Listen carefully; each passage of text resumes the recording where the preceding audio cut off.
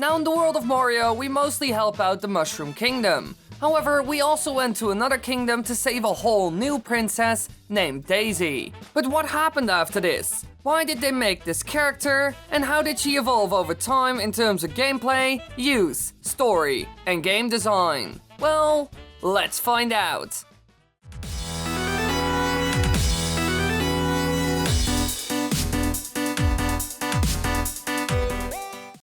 Back in the year 1989, Nintendo released a bit of a different Mario game for the Game Boy as a launch title named Super Mario World.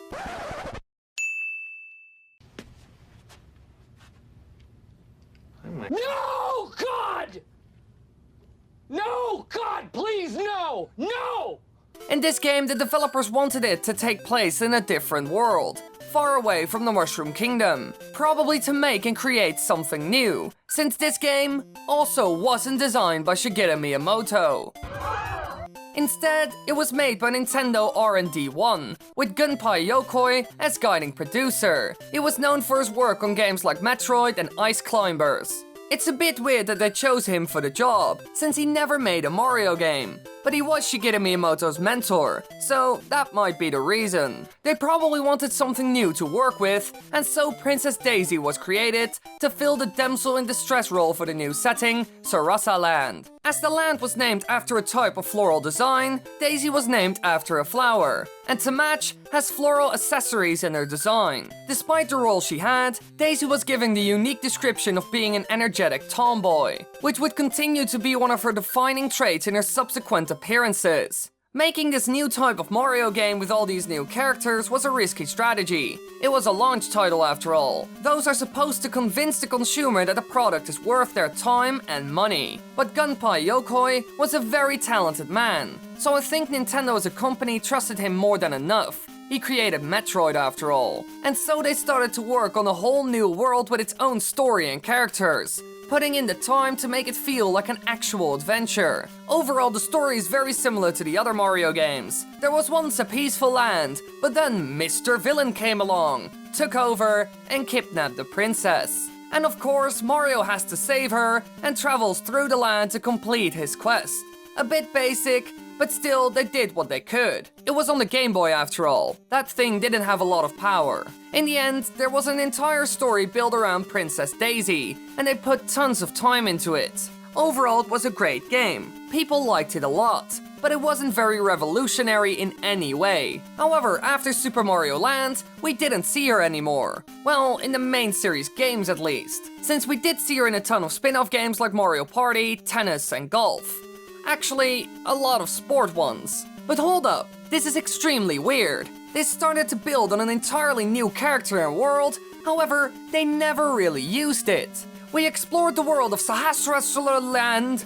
Who came up with this name, by the way? It's like Sahasrara from A Link to the Past all over again. Well, technically, Super Mario Land was first, but that doesn't matter right now. What I'm trying to say is that they created an entire story and just left it. It didn't go anywhere. They made an entire build-up, essentially for nothing. And believe me, Daisy isn't the only one who ended up like this. But why would they do that?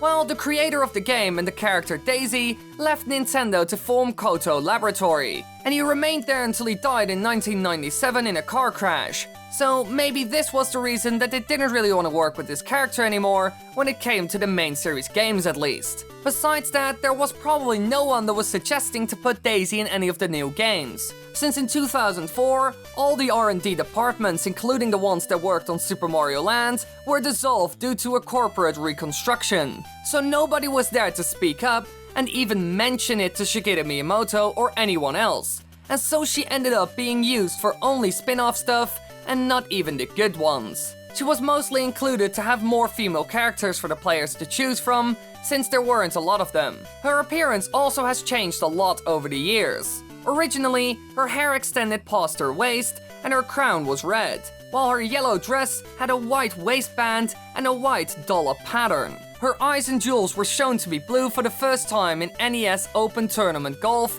and she now sported an athletic mini dress, still with the dollop pattern. Mario Tennis darkened her hair and gave her a tan in the artwork, which was also present in Mario Party 3. And the list goes on. I'm not sure what Nintendo was doing, but she looked different almost every game. Sometimes small things, and other times huge changes. However, there's one thing that they did with Daisy, which was very fitting. Now, Luigi normally doesn't get a lot of love from Nintendo, but he's one of Daisy's closest friends, or maybe even more than that. And the official Mario Party 4 guide states that Luigi has a crush on Daisy.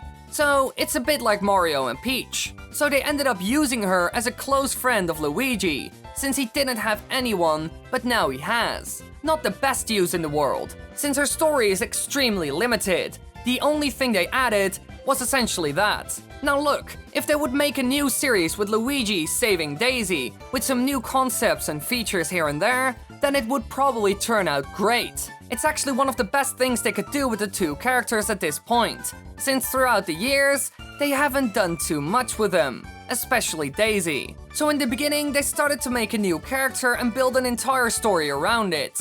But then, it all came to an end. The department and producer that made Daisy disappeared, or even died, and so she ended up in the spin-off games. They didn't really know what to do with her by the looks of it, and she ended up becoming very close with Luigi. And I hope it doesn't end there. Hey there, be sure to check out my other social media, since we do all kinds of fun stuff there, like weekly live streams on Twitch, updates on new videos, and of course, my dog. So go check it out. Thanks for watching, everybody, I hope you enjoyed. If you want to watch more videos, click the annotations on the screen right now, and don't forget to subscribe, because way more will be coming, and I just hope that you have a lovely day and play lots of video games.